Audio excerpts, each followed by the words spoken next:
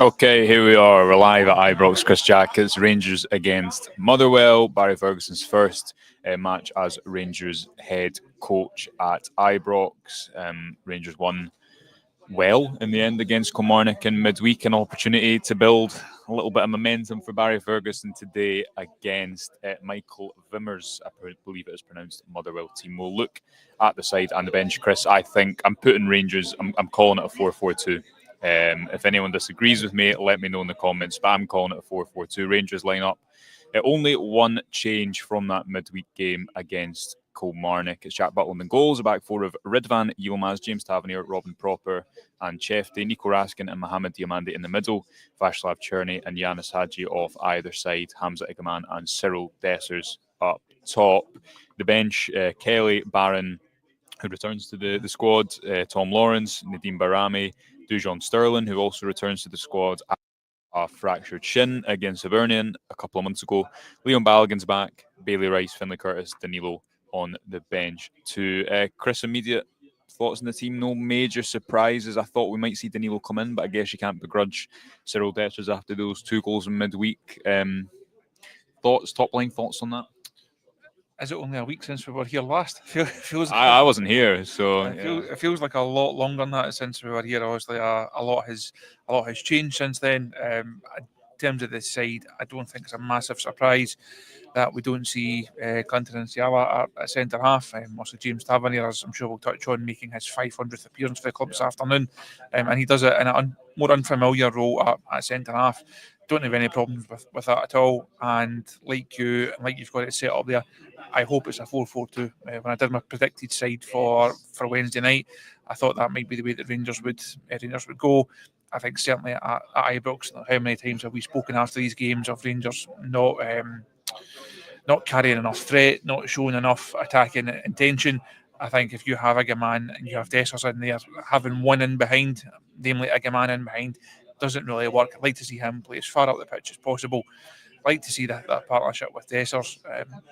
Danilo, I think I had him in my side for Wednesday night, but you can't really argue with Dessers. I thought he played well, took his goals, missed some chances, but that's the life of a striker, as he always says. So I hope to see Igaman playing as high up the park as possible. There's not a lot of pace in behind them, but it's still a side that has enough quality and enough attacking threat to go and take on a Motherwell side who I'm actually really looking forward to seeing. Interesting to see how they set up. Interesting to see how they approach it. Not do they come and sit in? Do they come and try and have a go? Do they try and play a bit more football than they perhaps have done at times against Rangers? So these games are all very much dead rubber ones. There's not a lot riding on them, but I think this is potentially one of the more interesting ones of the 10 or so that we've got left now. Yeah. The reason I think it'll be 4-4-2 is like at the end of the day, formations are kind of. Pep Guardiola said they're just what do they call them, like piano charts or something. He says they don't really matter because it's about what the players are told to do. But I think Hamza Gaman was more of a striker. He stayed higher up the pitch than we've been accustomed to seeing him. Still think it sometimes works for the team without working for him when he drops in because he loses the ball quite a lot. But he does link play. Maybe we'll see Yanis Hadji and Václav Cherny continuing those kind of freer roles from either side. Ridvan makes sense, I think, against if Motherwell press, because we saw him start 2 goals with that kind of cutting inside onto his left foot and playing through. We'll get on to James Tavernier. But I want to tell you my issue with this, Chris. Okay? My issue is you've got Robin Proper and Leon Balogun in the team, which is fine. Clinton and Ciala, okay, you can say he deserves to drop out the starting 11 because he's had a bad couple of games. However, he's had a lot of good games before that, and there's no Rafael Fernandez. I think this is always going to be the danger of an interim coach that does want to win, and that's obviously fundamentally good. But should this 3 months not be about seeing what Curtis and Rice can do and seeing what these 2 centre-halves, because Liam Balogun isn't going to be the answer next season. Now, the reply to that might be, well, he's better suited to help Rangers over the next 3 months, but I think a bit of short-term pain for long-term gain. See if Rafael Fernandez is worth signing. Maybe drop Clinton and Ciala out of the team today, but I think out of the whole squad, I think that's quite harsh. I would agree with you. But I think it is harsh. Now, he did not have a good 32 minutes, whatever it was that was on the park the other night there. He was way off it, nowhere near the level. The manager spoke about that. I saw the clip of James Tavernier speaking to him coming off the pitch. It was a really difficult night for a young player, and I think we have to remember it's a young player who's played 10 professional games by now, maybe if that. So he's not got a lot of experience. He's going to have bad moments. Players far more experienced and have a far higher standard than him have had very difficult moments at this football club. So it may look harsh to take him out of the squad altogether. Fernandes for me is a bit of a surprise because, as you say, Rangers need to know what they're potentially committing themselves to. That was the whole purpose of that deal. They didn't go out and sign him in January on a 4-year contract to say there's a transfer fee, there's 10 grand a week, sign it. They wanted to bring him in on that type of deal, so they could have a look at him, see how he settles, see how suited he is to Scottish football, and see what they've got heading into next season. Now, of course, the difficulty with his situation is the manager has changed, will change again. There's no guarantee that the manager that comes in the summer knows who Rafael Fernandes is. Never mind wants to actually keep him part of the squad. As I said in my analysis piece on Wednesday night, every single one of these players is playing for their place, is playing for the future.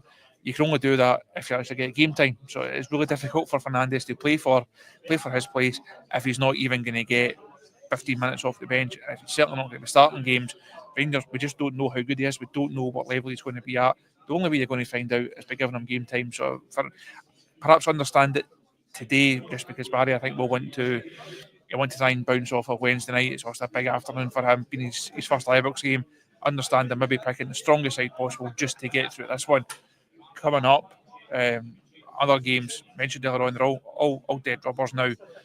We need to see what Insiala, how he responds to that adversity. We need to see Fernandes, what he's like, Rice, Curtis, these type of guys. We need to see them in action, because these are the guys that do potentially have scope to improve. You're not really going to learn anything about a number of these guys over the next few weeks. You know what level they're at, you know what they can do and what they can't do. Yeah, okay, I agree with you on that. We'll maybe pick that up after the game. Finally, James Tavernier, 500 games for Rangers, which is, it must be one of the fastest to reach that tally, you'd imagine. I thought he was really good at centre half against Kilmarnock. Similarly against Man United, he came on to play, or he moved to centre back against USG.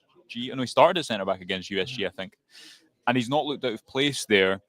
There's always been this attention to his defending, sometimes blown out of proportion, because he's been doing so much going the other way and covering so much ground.